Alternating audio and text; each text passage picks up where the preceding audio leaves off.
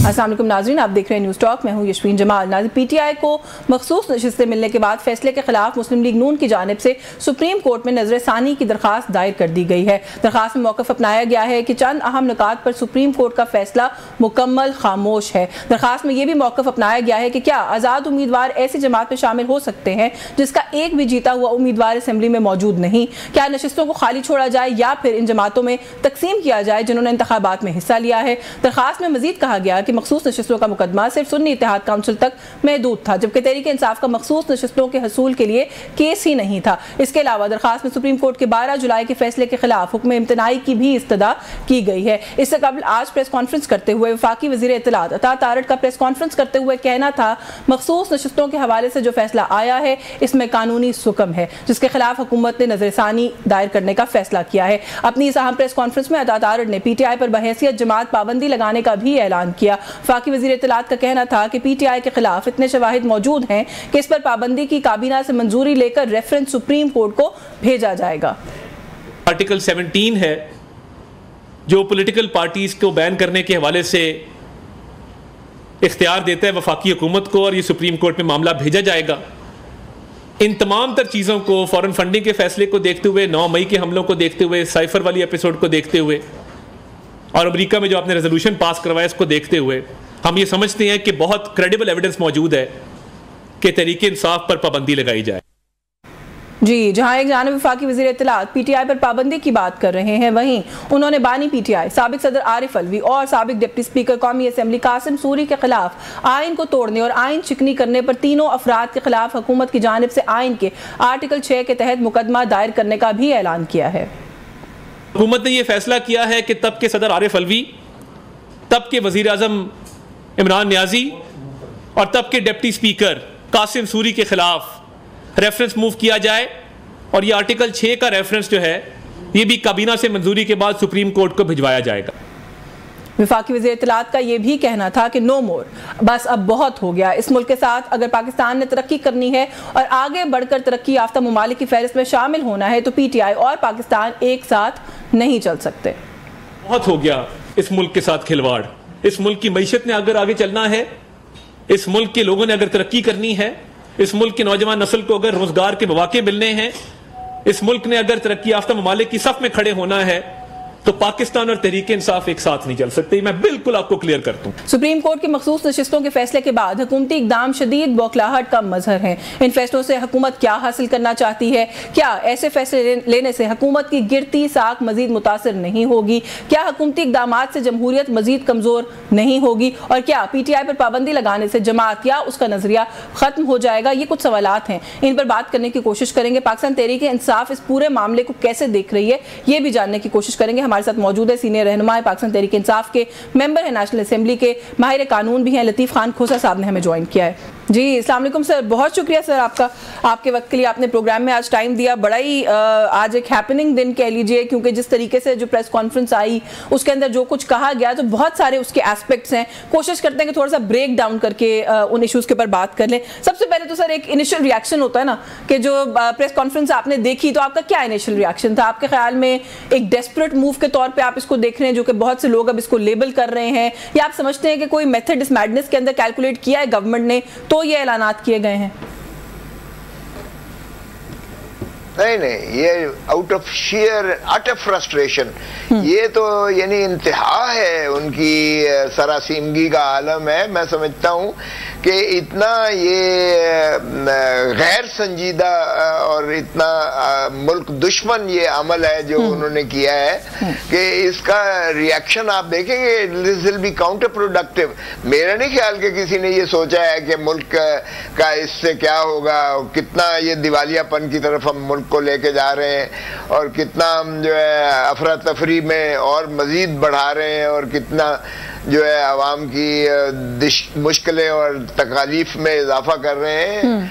और हम ओवरसीज 1 करोड़ पाकिस्तानियों को जिस तरह हमने धुतकारा है, जो पाकिस्तान के मौसन भी हैं और पाकिस्तान का सारा आपका फॉरेन रेमिटेंसेस भेजते हैं और पाकिस्तान के साथ उनकी मोहब्बत जो है, मैं समझता हूँ हमसे ज्यादा वो मोहब्बत है। लेकिन खोसा साहब, गवर्नमेंट को शिकायत है ना, वो ये कहते हैं कि ये ओवरसीज पाकिस्तानी जो है वो फिर करारदादे लाने के लिए लॉबी भी करते हैं। वो कहते हैं वो करारदादे पाकिस्तान के मामलात के अंदर मुदाखलत है, उसके अंदर भी इनका हिस्सा होता है। तो आज तारिक साहब की बॉटम लाइन थी ना सारी गुफ्तगू की, वो ये थी कि वो उन्होंने कहा जी कि अब नो मोर, हम मजीद बर्दाश्त नहीं करेंगे, पाकिस्तान का माशी इस्तेहकाम और पीटीआई एक साथ नहीं चल सकते। देखिए, मैं आपको यकीन से कह सकता हूं कि शरीफ फैमिली और पाकिस्तान एक साथ नहीं चल सकते।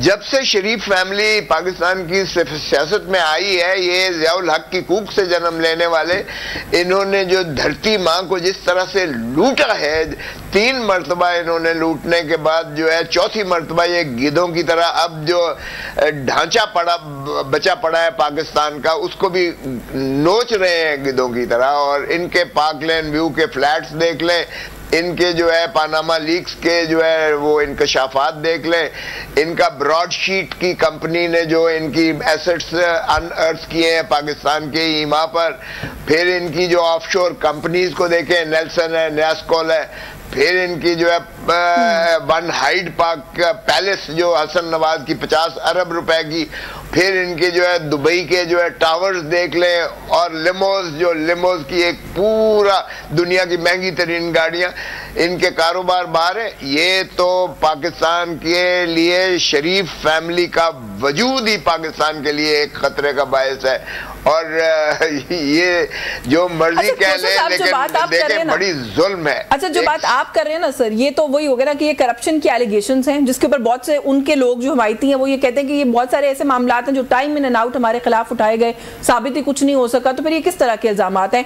ऑन द कॉन्ट्ररी, वो आप पर ये कह रहे हैं कि बानी पीटीआई ने, कासिम सूरी ने और डॉक्टर आरिफ अलवी ने आइन तोड़ा है पाकिस्तान का, जब वोट ऑफ नो कॉन्फिडेंस की उस पूरी मूव को कर्टेल या सबोटाज करने की कोशिश की गई, तो वो कहते हैं ये तो आइन शिकनी हुई है, तो आर्टिकल 6 तो इसलिए लगेगा। आइन शिकनी तो इन्होंने की है। देखिए, जुल्म खुदा का, ये जो 13 जजेस बैठे जो अपना मखसूस नशिस्तों के मुकदमात जिन्होंने इतनी ज्यादा लंबी तवालत और स्ट्रीमलाइन किया गया, लाइव जो है आपने देखा, और कौन सा इन्होंने जो है कोशिश और वो नहीं की है, अटॉर्नी जनरल से लेकर, और इन्होंने प्राइवेट वकील रेख कर और क्या कुछ नहीं किया है, और सारे जो है गवर्नमेंट से इन्होंने जो अपीलें करवाई।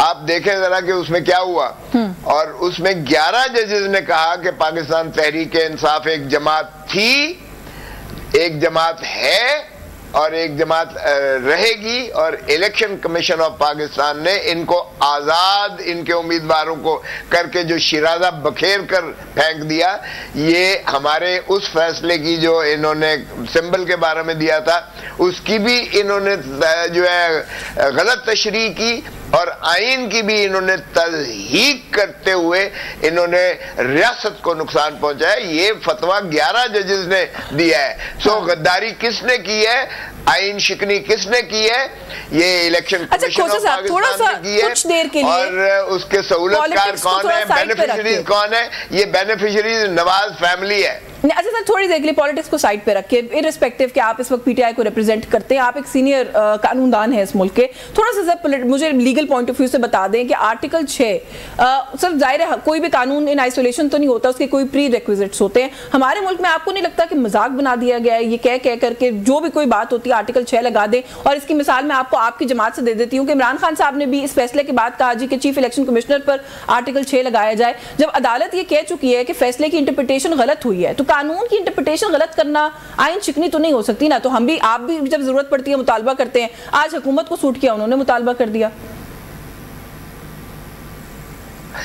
नहीं, देखें बात ये नहीं है, एक आईनी इदारा है, चीफ इलेक्शन कमिश्नर है, 4 उसके जो है मेंबर्स हैं। ये अगर जो इनका काम ही शफाफ इलेक्शंस करवाना है, और अगर ये इलेक्शंस जो शफाफ करने की बजाय एक जमात को ये बाहर रखने की कोशिश में और गलत आइन के ऊपर भी जो है सबवर्शन करते हैं, सबवर्शन ऑफ कॉन्स्टिट्यूशन है, आर्टिकल 6 जरा देख लें। और फिर सिर्फ यही नहीं है बल्कि फॉर्म 47 के जरिए हारे हुए को जिता के और 100 हमारा मेंबर जो है इन्होंने 100 को ओवरटर्न कर दिया, जीते हुए को हरा दिया, नवाज शरीफ को जिता दिया, शहबाज शरीफ को जिता दिया, ख्वाजा आसिफ को जिता दिया, मरियम को जिता दिया। और जिनकी 17 सीटें थी, सिर्फ 17 सीटें थी मुस्लिम लीग, अब वो 105 पे आए हुए हैं, ये मखसूस नशिस्तें मिला के। हम तो 126 पे रहे ना आज भी, अगर वो फॉर्म 47 वाले ना भी गिने। तो मुझे बताएं कि फिर गासिब कौन है और किसने जो है कब्जा इस मुल्क पर कर लिया है और जिनको अवाम ने मुस्तरद किया है आर्टिकल 7 में और आर्टिकल 5 में, जिनका हक है हुक्मरानी का, उनकी बजाय जो हारे हुए हैं उनको मुसल्लत कर देना सबवर्शन ऑफ कॉन्स्टिट्यूशन नहीं है। ये इलेक्शन कमीशन का शाखसाना है। और क्या सबवर्शन ऑफ कॉन्स्टिट्यूशन होती है? आप मुल्क पर कब्जा कर लें तो और इससे ज्यादा सबवर्शन क्या हो सकती है? इसके अंदर जो काउंटर आर्गुमेंट है मैं वो आपके सामने रख देती हूँ, बिकॉज यहाँ पे कोई है नहीं है उनको रिप्रेजेंट करने के लिए। So I just put the question forward. वो ये कहते हैं कि कासिम सूरी साहब ने एज डिप्टी स्पीकर जब वोट ऑफ नो कॉन्फिडेंस वाले मोशन को रोका तो तब भी तो आइन को सबवर्ट किया ना, क्योंकि आइन में लिखा गया एक तरीकाकार है, मोशन मूव होने के बाद किस तरीके से उसको रोका जा सकता था, वो भी सबवर्जन है कॉन्स्टिट्यूशन से।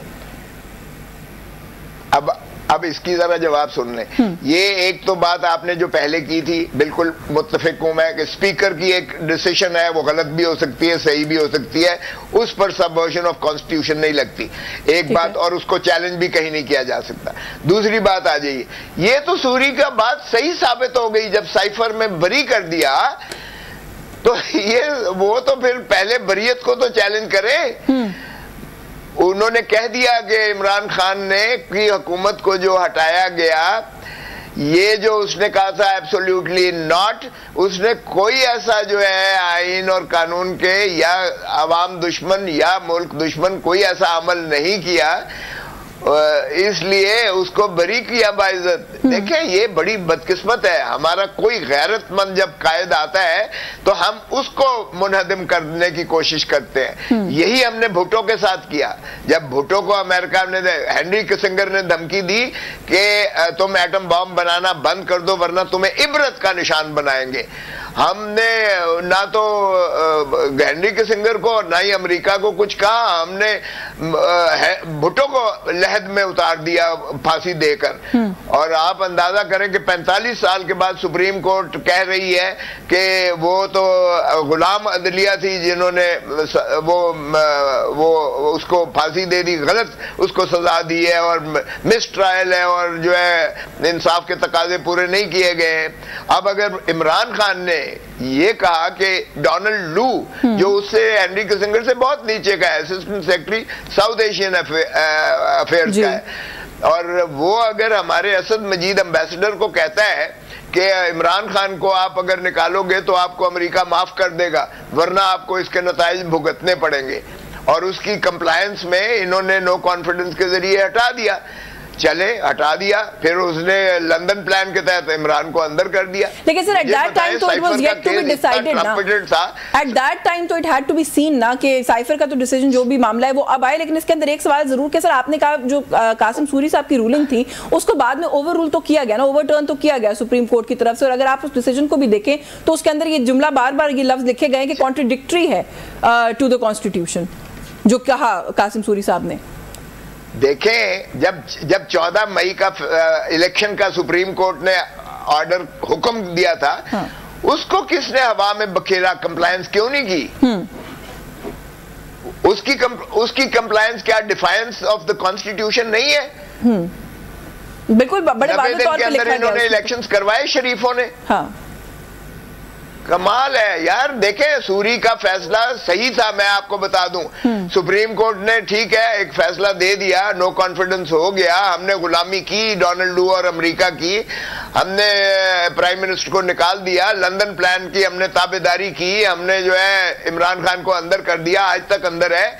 हमने उनकी जो है ख्वाहिशात की, उमंगों की एक सजा याफ्ता साबका वजीर आजम नवाज शरीफ को हमने रेड कारपेट दे के, जबकि गिरफ्तार करके डिपोर्ट करना फर्ज था एम्बेसडर का और अडियाला जेल में पहुंचाना था, हमने रेड कार्पेट दे के उसको जो है लंदन से एम्बेसडर ने बिठाया। हाँ। और यहाँ हमारी जो है इस्लामाबाद एयरपोर्ट पर बायोमेट्रिक मशीन इंतजार कर रही थी, चल के उसके पास जो है एयरपोर्ट पर जाती है, और फिर हमने कानून साजी उसके मर्जी के मुताबिक करके सारे केसेस उसके खत्म करके उसको जो है दूध का दूल्हा बना दिया। ये शरीफ फैमिली जो है ये इस लायक है कि इनको हाई ट्रीजन में भी अंदर होना चाहिए, और पाकिस्तान और शरीफ फैमिली लेनी है। ब्रेक से वापस आकर कुछ इस पर बात करेंगे कि ऐलान तो कर दिया है हुकूमत ने कि आर्टिकल 6 जो है वो लगाया जाएगा, लेकिन इसके ऊपर भी और खास तौर पर जो पार्टी को बैन करने वाली बात है उसके ऊपर भी अभी तक कोई हिमायत किसी पोलिटिकल पार्टी से जो कि उनके साथ भी है हुकूमत के अंदर बज़ाहिर नजर नहीं आ रही है। तो ये कितना इंप्लीमेंटेबल है, एक तो ये भी सवाल है, इस पर बात करेंगे। पार्टी को बैन करना भी एक और इशू है, उस पर भी बात करेंगे। इस ब्रेक के बाद हमारे साथ रहे। जी वेलकम बैक नाज़रीन, सरदार लतीफ़ खोसा साहब हमारे साथ प्रोग्राम में मौजूद हैं। सर, ब्रेक पर जाने से पहले हम बात कर रहे थे आर्टिकल 6 और जो ऐलान किया, जो सवाल मैंने छोड़ा था सर, अभी तक तो जो ऐलानात किए गए हैं अता तारड़ साहब की तरफ से, सबसे पहला रिएक्शन मेरा ख्याल है MQM की तरफ से आया, जिसमें उन्होंने कहा जी कि हमसे तो ना कोई मुशावरत की ना पूछा, तो ये तो अभी हमें देखना पड़ेगा। ANP ने कहा कि एक बचकाना बेवकूफ़ाना बात है जो हुकूमत की तरफ से की गई। बिलावल भुट्टो सरदाई साहब ने तो कहा कि जी सियासी जमात जो है उसका मुकाबला सियासत के मैदान में करना चाहिए, तो हम इस फैसले की हिमायत नहीं करेंगे, और अभी तक फेस ऑफ इट ये लग रहा है कि पीपल्स पार्टी मुखालफत ही करेगी। तो आपको लगता है कि हुकूमत ऑलरेडी आइसोलेट हो गई है, या ये स्टेटमेंट्स इनको आप सीरियसली नहीं लेते, ये अल्टीमेटली फॉलो कर लेती हैं पार्टीज? नहीं, इसमें तो अगर किसी ने खुदकुशी करनी होगी ना, हाँ। तो वो साथ देगा, और मेरा नहीं ख्याल कि पाकिस्तान पीपल्स पार्टी या ANP जिनमें अभी भी थोड़ी बहुत अवामी सियासत का वो बकाया है, क्योंकि हाँ। उनकी लेगेसी तो यही कहती थी, अगरचे अब वो पावर पॉलिटिक्स में पड़ गए हैं, लेकिन वो कभी भी नवाज लीग का साथ नहीं देंगे इस मामले में, तावक्ते के उन्होंने सियासत से किनारा कशी और खुदकुशी करनी हो। सो इसलिए ये आइसोलेट होगा और बुरी तरह से एक्सपोज होगा। जाने तो दें, हम कहते हैं कि 17/2 में Why do you say Nawaz Sharif का साथ? नवाज शरीफ तो बिल्कुल ही मंजर आम से गायब है, बल्कि बहुत से लोग क्वेश्चन कर रहे हैं कि शायद ये पॉलिटिकल एक्यूमेंट भी नवाज शरीफ साहब का नहीं लगता, ये कहीं और से मुशावरत शहबाज शरीफ साहब कर लेते हैं, या गवर्नमेंट कर लेती है कुछ और काउंसलर्स के साथ। मियाँ साहब, बड़े मियाँ साहब तो मंजर पे है ही नहीं कि खुशी से मर ना जाते अगर एतबार होता। देखे, बात यह है कि नवाज शरीफ साहब ने अपना पार्टी की मीटिंग मुलतवी कर दी और 2 ही अशखास से सिर्फ मिले, एक अपनी दुख्तर नेक अख्तर मरियम बीबी से मिले और दूसरा अपने बरादर निस्बती शहबाज शरीफ से मिले। आपको ये इल्म होना चाहिए। तो ये फैमिली और ये इंटरनल फैमिली का ही डिसीजन हुआ है। हाँ, अगर कोई बाहर वाले फरिश्तों का भी उसमें हुक्म था तो उस हुक्म की ताबेदारी और गुलामी जरूर की गई है, लेकिन जाहिर है कि ना एलाइज को पूछा गया है, ना ये नवाज शरीफ इससे बाहर हैं या मुबर्रा हैं। अलबत्ता ये नवाज शरीफ एंड फैमिली भागने की जरूर सोच रही है, इसलिए बहुत क्लोज नेट किया है, क्योंकि इस फैसले के बाद उनको मुल्क छोड़ना पर मजबूर होंगे वो। भागना अब वो सोचना है उन्होंने कि फरार कैसे होना है, क्योंकि फिर वो 3 बंदे ही फैसला कर सकते थे, इनर फैमिली, वरना ये बात इसकी मुश्तहरी हो जाती, ये बाहर निकल जाती।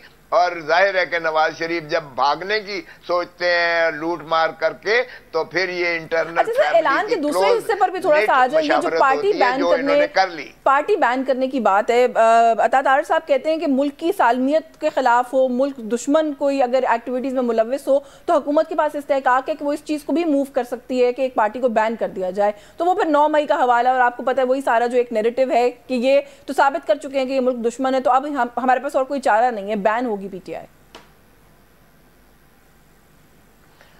9 मई का बात करते हैं, 9 मई को ट्रम्पेट करते हैं। 9 मई में एक शख्स भी को सजा की है, एक केस का भी फैसला हुआ है 9 मई का, 1.25 साल हो गया है। अगर उसमें कोई जान होती और वो ऑर्केस्ट्रेड ना होता और वो क्लासिक ड्रामा ना होता कि एक पार्टी को खत्म किस तरह करना है और इमरान खान को किस तरह अंडर प्रेशर लाना है और इनके क़ियादत को किस तरह पाबा सलासल करना है और इस पार्टी को बखेर के कैसे फेंकना है। तो देखें 9 मई वाला जब तक फैसला ना हो, आपका एक नैरेटिव है, हम कहते हैं जुडिशियल कमीशन बना लो, आपको पता चल जाएगा कि इसके पीछे क्या बड़ी साजिश हुई है। और अगर आप इस्लामाबाद हाई कोर्ट की जो दीवारें फलांग कर वर्दी में दीवारें फलांग कर बायोमेट्रिक कमरे में से आप जो है इमरान खान को गिरफ्तार करते हो, वकीलों को ज़दोकोब करके, हाई कोर्ट के अमले को ज़दोकोब करके, और दीवारें वो अपना अलमारी और वो जो मेजें हैं, कुर्सियां, उनको आप तोड़ फोड़ करते हो, जिसका सुप्रीम कोर्ट ने भी फैसला दे दिया कि ये इलीगल अरेस्ट थी और उन्होंने मुखलिसी दी। मुझे बताएं किस फौजी को सजा हुई है उसमें इमरान खान को गिरफ्तार करने में? 9, 10, 11, 12 मई इमरान उनकी कस्टडी में था, उनकी तहवील में था। तो फिर इमरान खान के खिलाफ 9, 10, 11, 12 मई के कैसे आप जुडिशियल कमीशन वाली जो आप बात करें ना, कुछ तज्जियाकारों को मैं सुन रही थी, वो कहते हैं इन प्रिंसिपल जुडिशियल कमीशन तो चले नहीं बन रहा, लेकिन आपका मुतालबा कहीं ना कहीं इस हद तक पूरा नहीं हो गया कि अब ये मामला खुलकर जो आला अदालत है वो खुद देखेगी, जब आर्टिकल 17 के तहत वो ये कहेंगे कि जी ये जमात जो है ये मुल्की सालमियत के खिलाफ है for so and so reason, तो 9 मई भी उसके अंदर आएगा, जो कि ये मसला ऑटोमेटिकली पहुंच गया अब सुप्रीम कोर्ट में। पहुंच गया है, और जाए तो सही ना सुप्रीम कोर्ट। अगर इनको इस मर्तबा तो सिर्फ 11 जजेस ने इन्होंने पूरा जोर लगाया कि जो है वो डाका मारे हमारे मैंडेट पर और हमारे मखसूस नशिस्तें ले लें, और आज भी इन्होंने जो नजरसानी की है माशाअल्लाह, उसमें भी ये तकाजा किया है। अब हमें तो उन्होंने जमात, सुप्रीम कोर्ट ने कह दिया कि हम लोग जमात, सुप्रीम कोर्ट अपना पाकिस्तान तहरीक इंसाफ के MNAs और MPAs हैं, पार्लियामेंटेरियंस हैं, और मखसूस नशिस्तें भी हमें वापस लौटा दी गई। अब हम largest party in the national assembly हैं। ये तो 105 पे है, हम 126 पर हैं, और ये फॉर्म 47 के अलावा मैं अर्ज कर रहा हूं, वरना हम 225 पर पहुंचते हैं। तो ये मुझे बताएं 3 करोड़ अवाम, मैं भी गद्दार हूं जो कहते हैं कि सॉवरेनिटी और इंटेग्रिटी, पार्टी की सालमियत यानी पाकिस्तान की सालमियत और वादानियत के खिलाफ ये पार्टी और पार्टी के रुकन काम कर रहे हैं। शर्म आनी चाहिए जो ऐसी बात भी कर रहे हैं। और ये गद्दारी का फतवा, हमें तुम्हारे से वफादारी का फतवा नहीं लेना है, इसलिए आप अपना जरा करें। हमारे तो इमरान खान की कोई दौलत, कोई जागीर, कोई मिल्कियत बाहर नहीं है। तुम्हारा तो सारी चीजें बाहर हैं भाई, तुम्हारे तो सारे कारोबार बाहर हैं। हमारा अनफॉर्चुनेट मसला यही है कि गद्दारी क्या होती है, हमने उस डेफिनेशन को इतना गटमट कर दिया और इतना कंफ्यूज कर दिया है कि कोई बात समझ नहीं आती। लेकिन सर आपने रिव्यू पिटिशन की बात की है, ये जो इस वक्त सारी सिचुएशन है इसके अंदर as a legal expert again एक तनकीद बार बार ये आ रही है, 2 बातें की जा रही हैं उस डिसीजन के ऊपर जो रिजर्व सीट्स का आया। एक तो ये कि पाकिस्तान तहरीक इंसाफ इटसेल्फ पार्टी ही नहीं थी, तो वो कहते हैं जी कि मैं गई नहीं रिलीफ मांगने, लेकिन मुझे वैसे ही रिलीफ मिल गया। रिलीफ मांगने तो खोसा साहब गए थे, तो खोसा साहब के मामले का क्या हुआ? तो ये कहीं रियायत की गई है सर, एक तो ये बात। दूसरा ये कि ये जो पार्टी ज्वाइन करने के लिए 15 दिन दिए गए हैं, उन्होंने कहा जी कि आइन में इसके अंदर कहा गया है कानून के अंदर कि 3 दिन जो है वो दिए जा सकते हैं, तो वो कहते हैं ये तो रीराइट किया है कॉन्स्टिट्यूशन को सुप्रीम कोर्ट ने। देखें, अगर एक स्टैट्यूटरी बॉडी जो इलेक्शन कमीशन ऑफ पाकिस्तान है, जो साफ और शफाफ इलेक्शंस आइन के मुताबिक करवाने की पाबंद है, अगर वो ही गलत करके हमें जो है सियासी जमात ही नहीं समझती, और मैंने लिखा हुआ था कि मैं PTI पाकिस्तान तहरीक इंसाफ का वो रुकन हूं, और मैंने वो उसमें बयान हल्फी अपना ऑन सोर्न एफिडेविट मैंने हल्फन जो है बयान किया कि मैं पाकिस्तान तहरीक इंसाफ का टिकट होल्डर हूं। मुझे भी उठा के तो इन्होंने जो है कहा कि PTI को चूंकि सिंबल नहीं मिला। तो ये गलती अगर इलेक्शन कमीशन ऑफ पाकिस्तान की है, तो इसे क्या सजा पाकिस्तान की जमहूरियत को मिलेगी? क्या पाकिस्तान तहरीक इंसाफ को मिलेगी? क्या 3 करोड़ अवाम को इसकी सजा मिलेगी? यार आप अजीब बात करते हो जो कह रहा है, मुझे तो हैरत होती है उसके अकल पर। और फिर आर्टिकल 187 देखें कि उन्होंने मुकम्मल इंसाफ करना है। अब आप मुझे बताएं, मैं तो सुन्नी इत्तेहाद काउंसिल का दूर दूर तक मेरा कोई वास्ता ही नहीं है, और हम जितने गए सुन्नी इत्तेहाद काउंसिल में, हमारा दूर दूर का कोई ताल्लुक नहीं है। सुन्नी इत्तेहाद काउंसिल का खुद सरबराह जो साहिबजादा है वो पीटीआई का टिकट होल्डर था जी। मुझे पता है कि यार ये जो कहते हैं इनको शर्म आनी चाहिए, ये सारा फसाद इलेक्शन कमीशन ऑफ पाकिस्तान ने किया। यही बात 11 जजेस ने कही है। थोड़ा सा इसको वाइंड अप करने के लिए जो अभी तक रिएक्शन इनिशियल आया है आपकी पार्टी की लीडरशिप का, सद कैसर साहब एक दो लोगों ने और कहा, उन्होंने कहा जी कि अब हम वोट ऑफ नो कॉन्फिडेंस करके इस हुकूमत को घर भेजेंगे। सर नंबर पूरे कर दें थोड़े मुझे, अगर आप वोट ऑफ नो कॉन्फिडेंस के आप लोगों को मिलाकर, जमीयत उलमा इस्लाम को मिलाकर आई थिंक, और एक सीट जो पीके मैप की और शायद एक और पार्टी की है, 126 आप लोगों की स्ट्रेंथ बनती है सर, और 169 लोग आपको दरकार हैं वोट ऑफ नो कॉन्फिडेंस के लिए। बाकी नंबर कहां से पूरा करेंगे? देखिए ये इलेक्शन सिस्टम मैनेजमेंट को जरा सामने रख ले, हमारी वो 100 सीटें लौटा दें। सर अभी तो नहीं आई ना, वो एक हफ्ते की मार भी नहीं है, एक दिन सुने। हाँ। ना ना ना ना ना ये ना करें, यूं ना करें। ये जो जाली वजीर आजम बैठे हुए हैं, हारे हुए जो वजीर आजम बैठे हुए हैं, ये जो पापाए रोम नवाज शरीफ साहब हैं, ये डॉक्टर यास्मीन से हारे हुए हैं। ख्वाजा जो आसिफ है बड़ा दबंग, रोज कहता है और ये भी कहता है कि शर्म होती है, कोई हया होती है। इसको खुद शर्म और हया करनी चाहिए कि रेहाना डार से हारने के बाद आप किस मुंह से यार अवाम के नुमाइंदगी कर रहे हो, वजीर आजम हो। साहब जो बात आप कर रहे हैं उसके बाद तो वोट ऑफ नो कॉन्फिडेंस की जरूरत ही नहीं पड़ेगी ना, वो तो वैसे ही नंबर खत्म हो जाएगा। लेकिन अभी प्रेजेंट सिचुएशन के अंदर, अच्छा चले मैं इसको रीफ्रेज कर लेती हूँ, इज देयर अ पॉसिबिलिटी कि आप लोग पीपल्स पार्टी के साथ अलाइन हो जाएं वोट ऑफ नो कॉन्फिडेंस के लिए? कोई ऐसी चीज ऑन द कार्ड्स हो सकती है? देखें इस चीज के लिए बिल्कुल हर चीज हो सकती है, जहां आपने आइन पर अमलदारी करवानी है बिल्कुल हो सकती है, क्योंकि हमारी कोई ऐसा इल्जाम जो फॉर्म 47 का है पाकिस्तान पीपल्स पार्टी के बारे में नहीं है। सो इसलिए ये अलायंस इस हद तक बिल्कुल हो सकता है और मुस्लिम लीग नून घर भेजी जा सकती है। फॉर्म 47 का शिकवा तो नहीं है पीपल्स पार्टी से, लेकिन खान साहब ने तो कांटा लगाया हुआ है पीपल्स पार्टी के ऊपर भी, वरना आप लोग बड़े अच्छे तरीके से आज हुकूमत कर रहे होते उनके साथ, उन्होंने तो ऑफर भी किया था। नहीं नहीं नहीं नहीं, खान कोलिशन गवर्नमेंट के आज भी हम कायल नहीं है, कल भी कायल नहीं थे और कल भी नहीं होंगे। कोलिशन गवर्नमेंट नहीं बनानी पीपल्स पार्टी के साथ या किसी के साथ भी। हाँ अलबत्ता इन इश्यूज पर जहां आपने ये करना है, इस जो घुस बैठिए हैं फॉर्म 47 के जो जाली वजीर आजम है, जो अवाम के मैंडेट को डाका मार के वजीर आजम बना हुआ है, उनके खिलाफ बिल्कुल हमारा जो है अलायंस हो, किसी तरह का अलायंस हो सकता है। आपका बहुत शुक्रिया सरदार लतीफ़ खान खोसा साहब हमारे साथ मौजूद थे। बहुत इंपॉर्टेंट डेवलपमेंट्स आज की, उस पर उनसे हमने उनकी जो माहिराना राय वो प्रोग्राम के अंदर शामिल की, पाकिस्तान तहरीक इंसाफ का वर्जन भी शामिल किया। एक ब्रेक का वक्त हो रहा है, ब्रेक से वापस आके मजीद इन्हीं इशूज़ पर बात करेंगे और कुछ फर्दर लीगल ओपिनियन शामिल करेंगे। हमारे साथ रहिए जी। वेलकम बैक नाज़रीन। आज के दिन की बहुत अहम डेवलपमेंट्स, हुकूमत की तरफ से कुछ अहम ऐलानात किए गए हैं, उनके हवाले से बात करेंगे। कुछ थोड़ा सा कानूनी एक ओपिनियन प्रोग्राम में शामिल करेंगे। हमारे साथ मौजूद हैं साबिक सदर हैं सुप्रीम कोर्ट बार एसोसिएशन के, सीनियर माहिर कानून है अमानुल्लाह कनरानी साहब ने हमें ज्वाइन किया। बहुत शुक्रिया सर आपका आपके वक्त के लिए। कनरानी साहब कैसे दिख रहे हैं? सबसे पहले तो एक जो एक पूरा एक आइडिया, आर्टिकल 6 कोई छोटी मोटी बात नहीं होती, संगीन चीज़ है, उसका जिस तरीके से ऐलान किया गया और जिन ग्राउंड्स के ऊपर ऐलान किया गया, आपको लगता है सबसे पहले कि केस बनता है, एप्लीकेबल भी है इस केस के अंदर? बिस्मिल्लाहिर्रहमानिर्रहीम। देखिए जी, ये अभी मुझे पता नहीं किस पस मंज़र में उन्होंने एकदम ये फैसला कर लिया है, वरना तो ये मामला जो है 2022 का है जी, बिल्कुल अप्रैल 2022 का, और ये सुप्रीम कोर्ट के PLD 2022 सुप्रीम कोर्ट 574 पे लिखा है, प्रिंट अपना सुप्रीम कोर्ट के साइटेशन पे मौजूद है।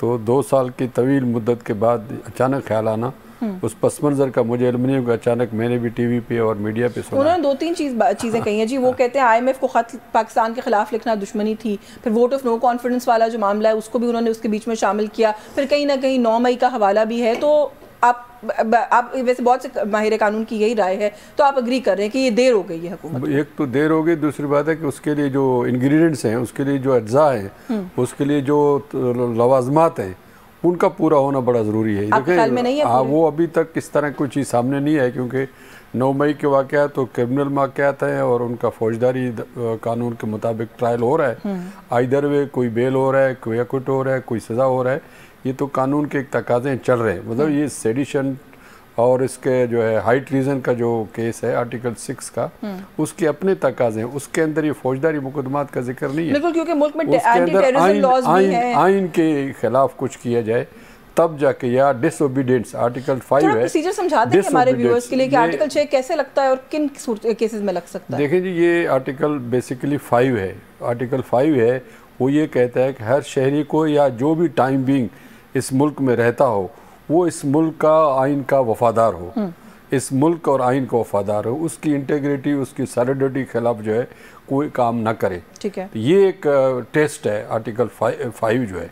उस टेस्ट में कोई फेल होता है तो उसकी सज़ा जो आर्टिकल 6 में है, ठीक है, उसकी सज़ा के अंदर ये है कि सबवर्शन करे, एब्रोगेट करे कॉन्स्टिट्यूशन को खिलाफ जो है कोई अनकॉन्स्टिट्यूशनल काम करे, जिसके नतीजे में आप आर्टिकल 6 को इन्वोक कर सकते हैं। ठीक है, जब आप उसको इन्वोक करने की बात आती है तो इसके अंदर जो असम्बली तोड़ने की बात है अनकॉन्स्टिट्यूशनल है। ये आर्टिकल 6 में भी अनकॉन्स्टिट्यूशनल का लास्ट जो प्रोविज़न है, 6 के बहुत सारे अज्जा हैं, उनमें से एक जुज जहाँ एब्रोगेट का है, जहाँ सबवर्शन का है, वहाँ अनकॉन्स्टिट्यूशनल का भी है। तो अनकॉन्स्टिट्यूशनल के अगर इंटरप्रिटेशन में जाएंगे तो ये PLD 2022 सुप्रीम कोर्ट 574 के पैरा 20 के अंदर सुप्रीम कोर्ट ने ये वाजे कर दिया है कि ये मामला जो है पार्लियामेंट में जाना चाहिए। जी बिल्कुल। और एक जज है जस्टिस मियां खेल साहब, उन्होंने ये बात की थी। बाद में जो ये बात दोबारा उठी और पार्लियामेंट में जाना चाहिए फैसला करने के लिए कि आर्टिकल 6 लगता है या नहीं लगता, या ये फैसला करने के लिए कि आर्टिकल 6 का मुर्तकिब कोई हो गया उसको सजा क्या मिलेगी? क्योंकि जो मुझे समझ आया इसके अंदर, आप ज्यादा बेहतर बता सकते हैं, कि शायद सजा का तयन फिर मजलिस शूरा यानी कि पार्लियामेंट ने करना है। सजा का तयन, सजा तो लिखा हुआ मौत है, सजा तो आर्टिकल 6 की सजा मौत है, मगर इसकी जो सेडिशन है, इसका जो है उसकी सजाए मौत है, उसमें तो पार्लियामेंट ने तयन नहीं करना है, वो ऑलरेडी मुकर्रर है। मगर उसका सैंक्शन लेना कि सैंक्शन जो है कौन देगा, इसका नहीं, काबीना नहीं देगी, पार्लियामेंट देगी। नहीं, पार्लियामेंट देगी। तो आजाद आर्ट साहब ने तो आज कहा है कि काबीना ने करना होता है, काबीना जो है गवर्नमेंट है, पार्लियामेंट वो तो आप मिक्सअप कर रही है। वो जो पाबंदी लगाना है, किसी पॉलिटिकल पार्टी को पाबंदी लगानी हो, आर्टिकल 17 वो जाएगा कैबिनेट के थ्रू। नहीं, कैबिनेट के थ्रू सुप्रीम कोर्ट में जाएगा। बिल्कुल, वो आर्टिकल 17 का सब आर्टिकल 2 है, जिसमें सुप्रीम कोर्ट का ये डिक्लेरेशन देंगे, उस डिक्लेरेशन की अफर्मेशन जो है वो सुप्रीम कोर्ट करेगी, आया उसको एक्सेप्ट करे या न करे, फाइनल जो डिसीजन है वो सुप्रीम कोर्ट का होगा। आर्टिकल 70 सब आर्टिकल 2 की। अभी जो हम बात कर रहे थे वो आर्टिकल 6 की बात हो रही है। उसके लिए सुप्रीम कोर्ट ने कहा कि अब जो है ताज़ा जो फैसला है वो आर्टिकल अपना PLD 2024 सुप्रीम कोर्ट पेज 1, और उसके अंदर जो है अपने ऑनरेबल काजी फायदी साहब ने और 2 और मेंबर थे बेंच के, जब ये इलेक्शन की तारीख को डिले किया गया और सदर साहब ने उसमें तारीख नहीं दी, तो उसके अंदर उन्होंने कहा कि अगर पार्लियामेंट चाहे तो इस मामले को देख सकती है, तो आर्टिकल 6 के तहत। अच्छा ठीक है, तो यानी कि जो अभी तक की कुछ एक इनिशियल रिएक्शंस आ रहे हैं पॉलिटिकल पार्टीज के, तो फिर ये अज्यूम किया जा सकता है कि अब जब ये ऐवान में जाएगा तो शायद बाकी पार्टीज मिलकर इसको स्ट्राइक डाउन कर दें? क्योंकि अभी तक तो मेरा ख्याल इसलिए नहीं करेंगे होगा क्योंकि अभी तक कोई चीज़ है ही नहीं। उधर जाएगा मंजूरी के लिए, आया आर्टिकल 6 को इन्वोक किया जाए, उसको बरूए कार लाया जाए या नहीं लाया जाए। बिल्कुल ठीक है। आर्टिकल 6 को बरूए कार लाने का अख्तियार पार्लियामेंट के पास है। बिल्कुल ठीक है। पार्लियामेंट अगर इसको मंजूरी देता है तो फिर किसी के खिलाफ आर्टिकल 6 जो है लगेगा, अगर नहीं देता है तो नहीं लगेगा। बिल्कुल ठीक है। अच्छा, थोड़ा सा ये जो रिजर्व सीट्स का डिसीजन आया था सुप्रीम कोर्ट की तरफ से, उसमें रिव्यू का जो है वो फैसला दरखास्त बल्कि दायर कर दिया नजरसानी की। एक तो सर उसी बेंच के आगे दोबारा नजरसानी, आई मीन किस तरह के केसेस में लोग ये करते हैं? क्योंकि बड़ा वेल थॉट आउट डिसीजन था, बड़ी लंबी हेयरिंग्स हुई, बाद में भी डिलिब्रेशंस, 2 दफ़ा पहले फुल कोर्ट की मीटिंग हुई, फिर फैसला आया। हुकूमत को क्यों कोई उम्मीद है आपके ख्याल में कि वो दोबारा एक तो नजरसानी के लिए जा रहे हैं? देखें, आइन के आर्टिकल 188 के तहत उसमें अंदर ही प्रोविज़न है कि आपको रिव्यू का अख्तियार है। ठीक है। और ख़ास तौर पर जो सुप्रीम कोर्ट अपने तौर पर फैसला करे उसके अंदर रिव्यू किया जाता है कि पहली दफ़ा कोई फ़ैसला हो रहा है, क्योंकि दरमियान में अपीलें नहीं हैं, कोई रिवीजन नहीं है, पिटिशन्स नहीं है, डायरेक्ट अगर फैसला हुआ तो रिव्यू प्रोविज़न रिव्यू का है। तो रिव्यू का जो प्रोविज़न है उसके अंदर लिखा हुआ है किन केसेस में जाया जा सकता है। वो अल्फाज मैं आपको बता रहा हूँ, वो एरर फ्लोटिंग ऑन सरफेस, यानी पानी के ऊपर अगर कोई चीज तैर रहा हो और नजर आए तो फिर जो है रिव्यू लगता है, वरना नहीं। रिव्यू में हम तो ये समझते हैं अगर मेरा नाम अमानुल्लाह है, अगर आपका किसी का नाम खालिद है और मुझे कोई खालिद करके पुकारे तो उसको रिव्यू जाएगा, जनाब इसका नाम अमानुल्लाह खालिद अच्छा, नहीं इतना है, क्लियर इतना क्लियर 2 और 2 4 होते और वहाँ 5 लिखा जाए तो सुप्रीम कोर्ट में रिव्यू किया जाएगा, जनाब ये 2 और 2 4 होते आपने 5 लिख दिया, इसको ठीक कर दे। अच्छा, 2 चीजें तो ये तो ऐसा है जैसे पुरसरात का पुलो और कहते तलवार से तेज है और बाल से बारीक है, तो इस तरह का रास्ता है रिव्यू का जो आम हालात में। अच्छा, तारिक साहब ने कहा कानूनी सुकम है फैसलों के अंदर, हम इसलिए रिव्यू में जा रहे हैं क्योंकि एक तो जो बात बार बार की जा रही है कि सुन्नी इत्तेहाद काउंसिल पिटिशनर थी, वो जो है उनकी वो दरखास्त उनकी लगी हुई थी, पाकिस्तान तहरीक इंसाफ को कहाँ से रिलीफ मिल गया, तो वो कहते हैं कि सुकम तो है कानूनी। बदकिस्मती है ना कि हमारे यहाँ माजरत के साथ आइन को तो किसी ने बहुत ज़्यादा अहमियत ही नहीं दी ना। हमारे यहाँ क्लर्कों वाली बातें की जाती हैं, सिविल अदालतों वाली बातें की जाती हैं।